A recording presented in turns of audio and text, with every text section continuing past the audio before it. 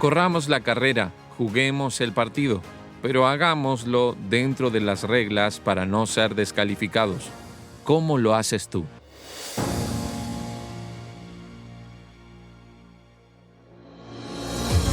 Misión 66.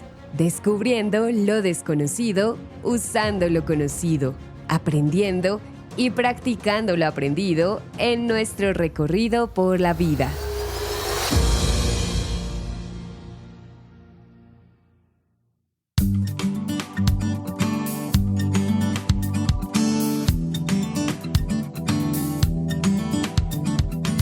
Saludos amigos, emprendemos una nueva aventura en Misión 66, el programa que llega a tu cabeza y corazón. En el estudio de hoy hablaremos de un cambio anunciado con anticipación y que se veía venir.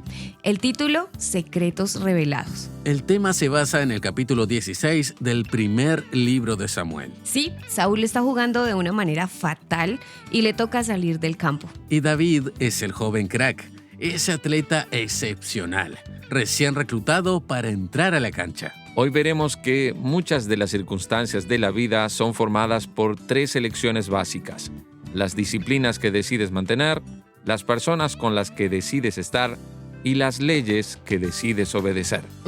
Disciplina, amistad y obediencia. Así es. Si ellas no están presentes en su justa medida, qué difícil te será la vida. Pues esta es nuestra misión de hoy. Mi nombre es Kimberly, me acompaña David. Gracias por estar allí. E inmediatamente Johnny nos guiará en nuestra misión de hoy.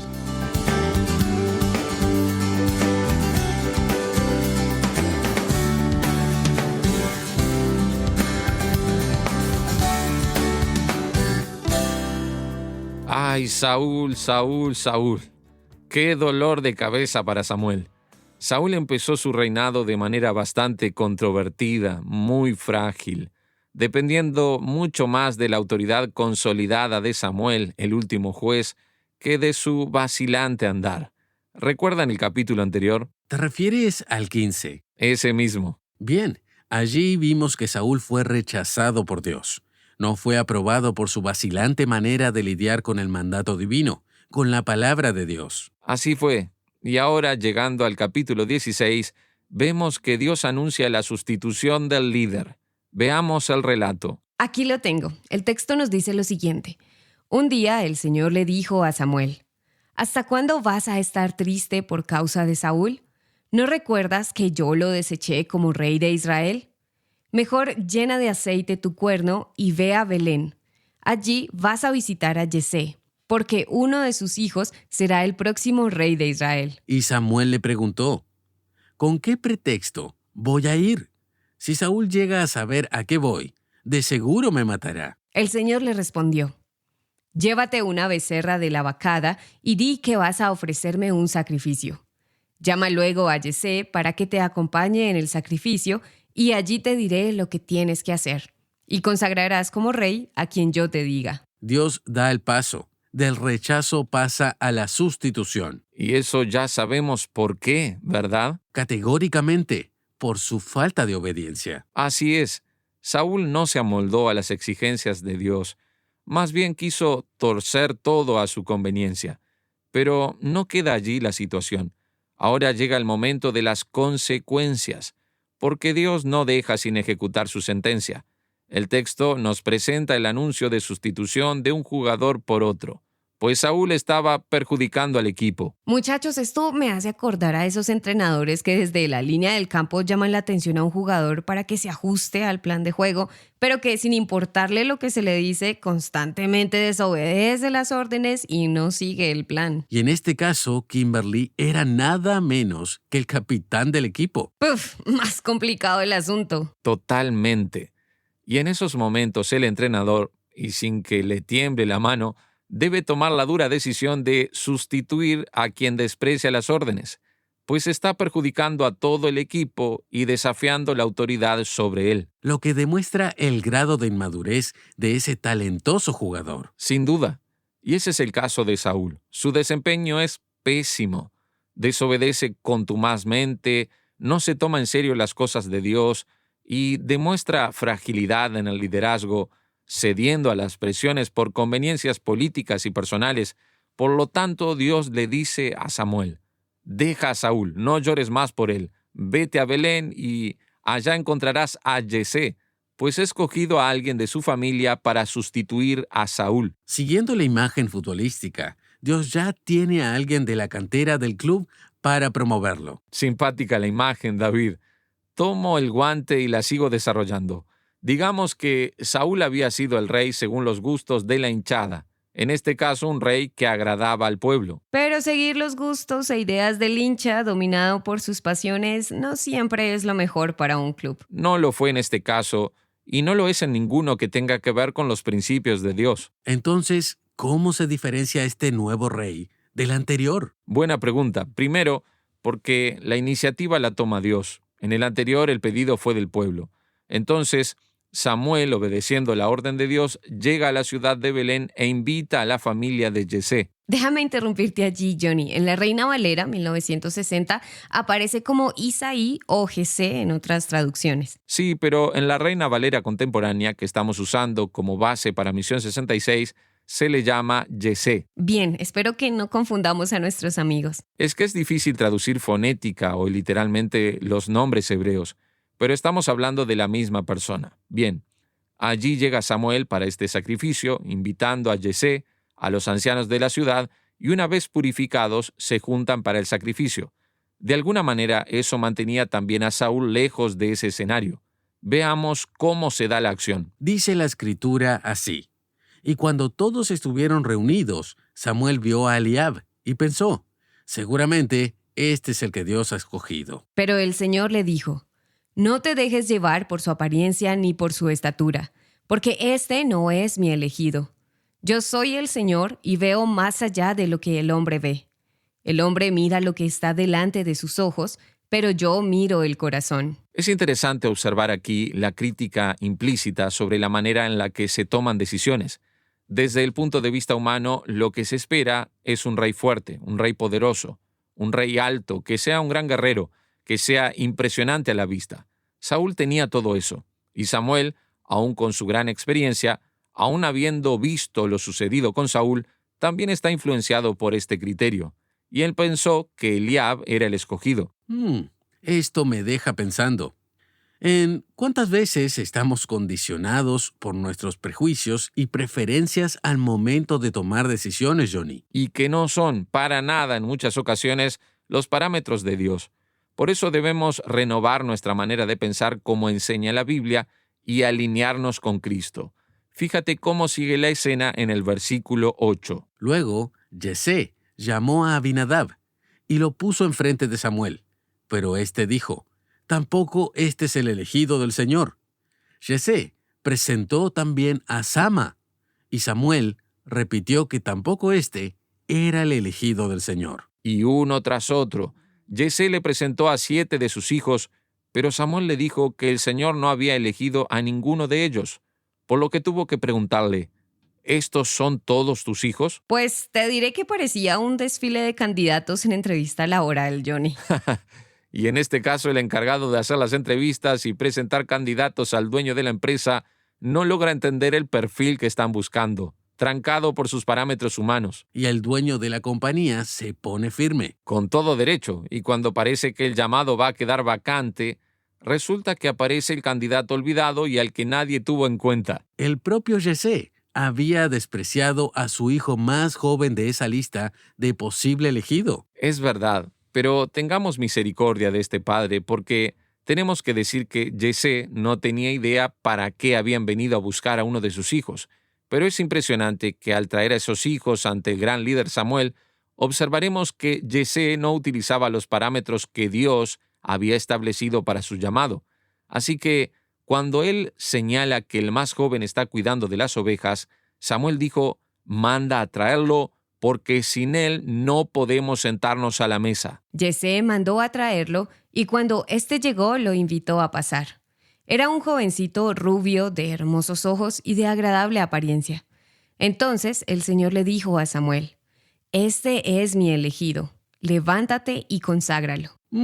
Parece que los estándares de belleza de la época eran diferentes al soñado rubio de ojos azules, por el cual muchas chicas suspirarían hoy día, Johnny. Ya lo ves.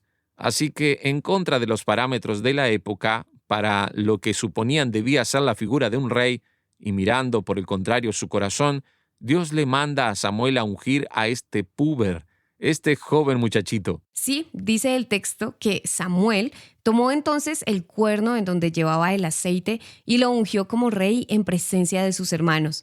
Y a partir de ese día el Espíritu del Señor estuvo sobre David. Después de eso, Samuel regresó a Ramá. Observemos. Vemos que se consolida el rechazo de Saúl. Él no es el rey que Dios tiene en mente. Su comportamiento es absolutamente incompatible con su llamado.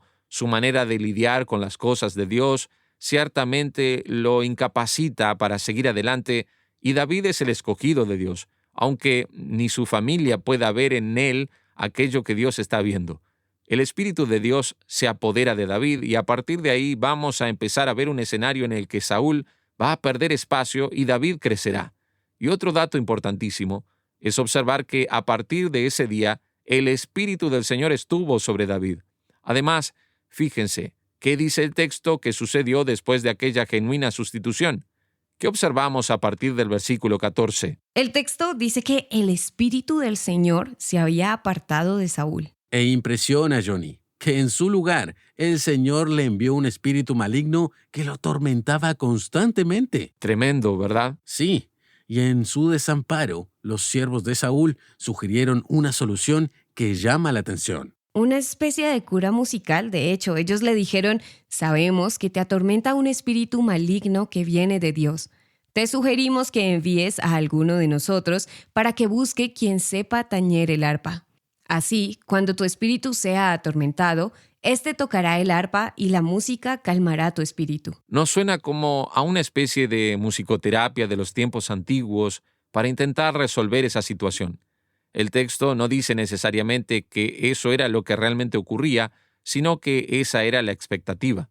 Es que cuando la gente está desesperada de dolor o enfermedad, están dispuestas a probar en lo que sea. Saúl entonces, en el sufrimiento que está enfrentando, le pide a sus siervos que encuentren a alguien que pueda hacerlo. Entonces, fíjate qué cosa sorprendente. Uno de los oficiales va y responde esto. Yo conozco a uno de los hijos de Yesé, el de Belén. Toca muy bien el arpa. Es un joven valiente, fuerte y aguerrido.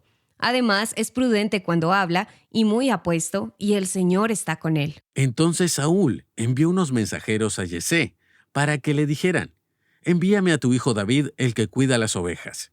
Yesé tomó un asno, lo cargó con pan y una vasija de vino y un cabrito, y por medio de su hijo David se lo envió a Saúl. David entonces se va al palacio, se presenta ante Saúl, y fíjate que Dios ya está trabajando para que David esté cerca de la corte real. David es de Belén, es de Judá, y veremos que se presenta ante Saúl, quien queda bien impresionado con él. Lo nombra su escudero y pasa a trabajar para él. Increíble cómo Dios va ordenando todo paso a paso. Con gran precisión y a su debido tiempo, porque ustedes verán que lo que tenemos es un proceso de formación, preparando al nuevo rey. Entonces Johnny se junta el inicio de la carrera militar de David, pero además, cada vez que el espíritu maligno de parte de Dios atormentaba a Saúl, David tomaba su arpa y tocaba. Con esto, dice el texto, Saúl se calmaba y lo hacía sentirse mejor, y el espíritu maligno se apartaba de él. Y esto es muy llamativo, ¿verdad? Podríamos llamarlo una especie de terapia musical ancestral. Parece que los antiguos ya sabían que la música reduce la ansiedad y calma a las fieras. En el caso de Saúl, esto aliviaba temporalmente al atormentado rey desechado, sin saber que quien tocaba el arpa, para él, era el elegido para sustituirlo en el trono. ¡Ay, Saúl, Saúl! ¿Cómo desaprovechó la oportunidad concedida? No tomó en serio ni entendió aquello que Dios priorizaba. Por eso, perdió su posición. Pasó de jugador estrella del equipo y con la banda de capitán a que el dueño del club le rescindiera el contrato, sin derecho a indemnización por todas las faltas graves cometidas. Pero Dios no pierde el control de la historia. No.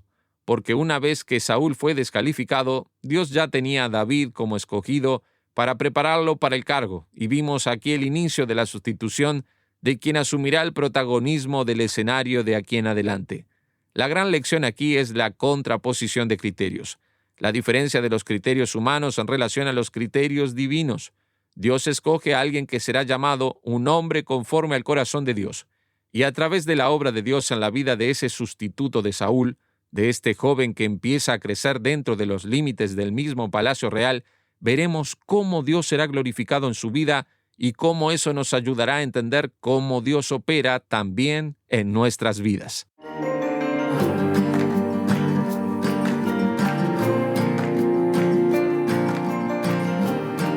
Anota nuestro número de WhatsApp, más 1-847-857-8029. Y dinos qué piensas de lo que estamos hablando hoy. El número otra vez es más 1-847-857-8029. Y solicita el libro Misión Antiguo Testamento. Es gratis.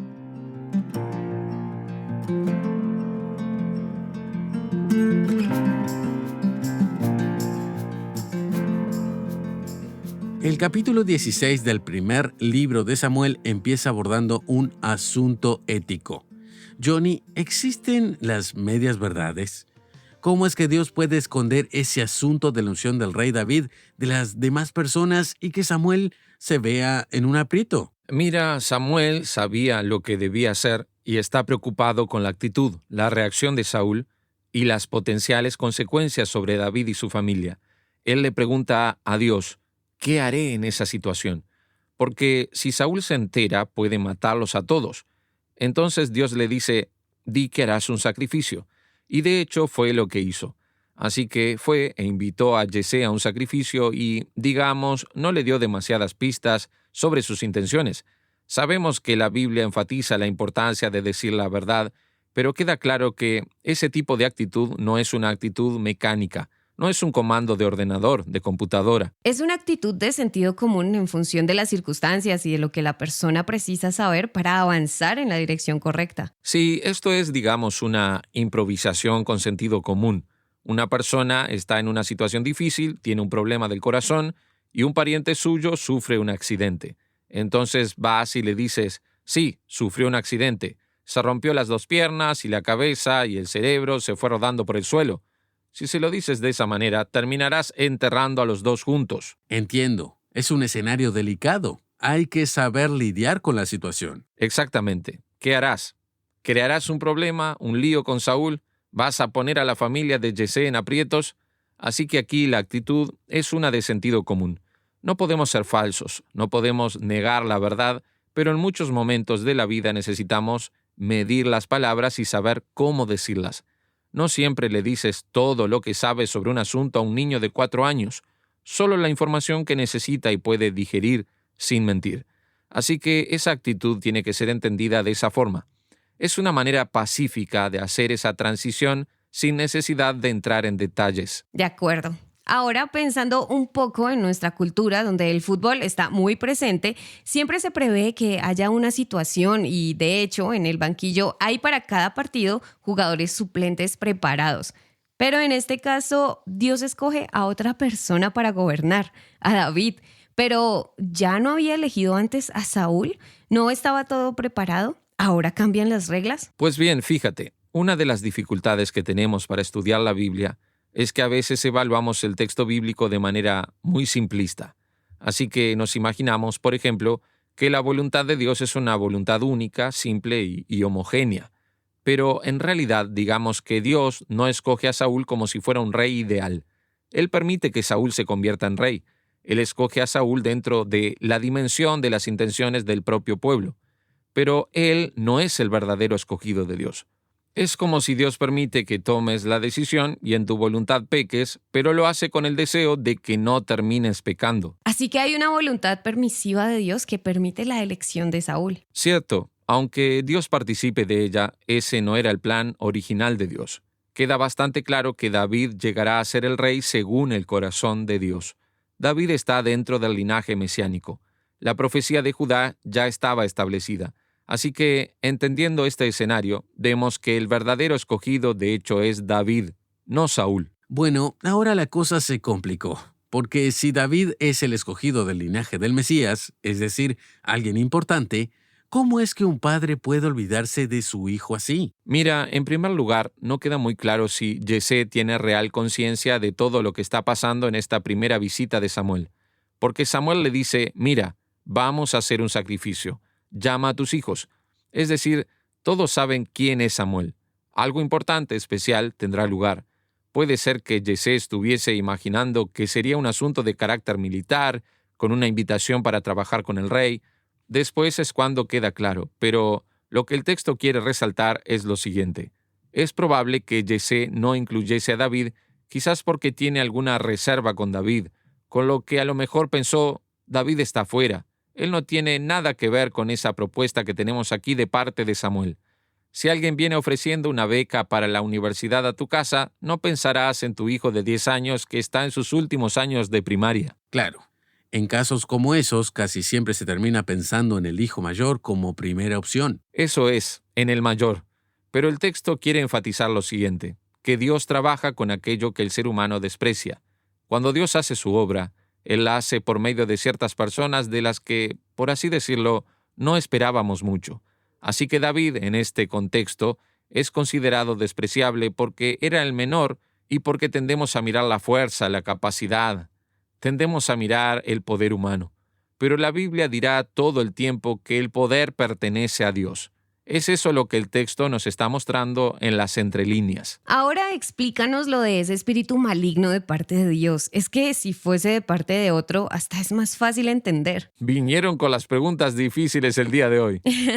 Mira que tengo más, ¿eh?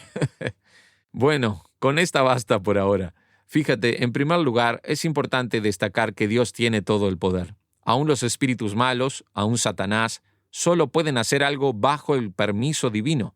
Satanás no es el dios del mal, ni los demonios son dioses libres del poder soberano de Dios. No.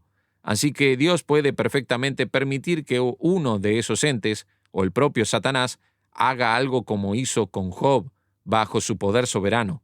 De alguna forma, y es impresionante como suena, incluso esos espíritus malos terminan cumpliendo un rol que está dentro de la acción soberana de Dios.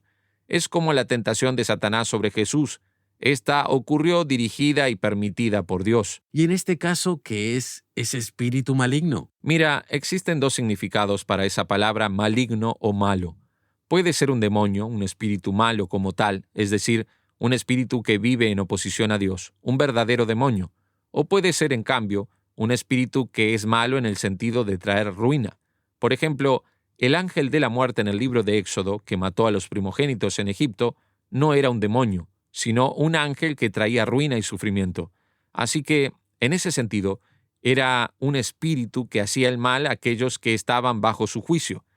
Existe la posibilidad de que el espíritu maligno sea un espíritu arruinador, una especie de mensajero de Dios para provocar a Saúl. Sea como fuere, siendo un demonio o un ángel de Dios enviado para traer ruina sobre Saúl, queda claro que Dios mantiene el poder y el dominio, incluso sobre cualquier ente del mal, porque Él es el Señor.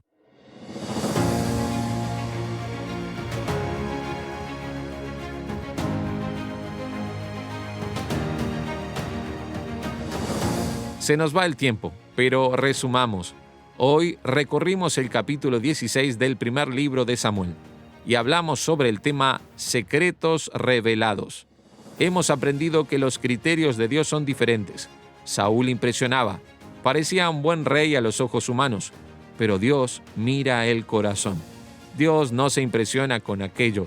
Yesé y Samuel se impresionaban con los hijos más poderosos, que tenían tal vez portes de guerreros, pero a Dios eso no le importaba. Por tanto, amigo mío, aprende a conocer a Dios para dirigir tu vida, porque los criterios de Dios son otros. Los criterios de Dios son diferentes.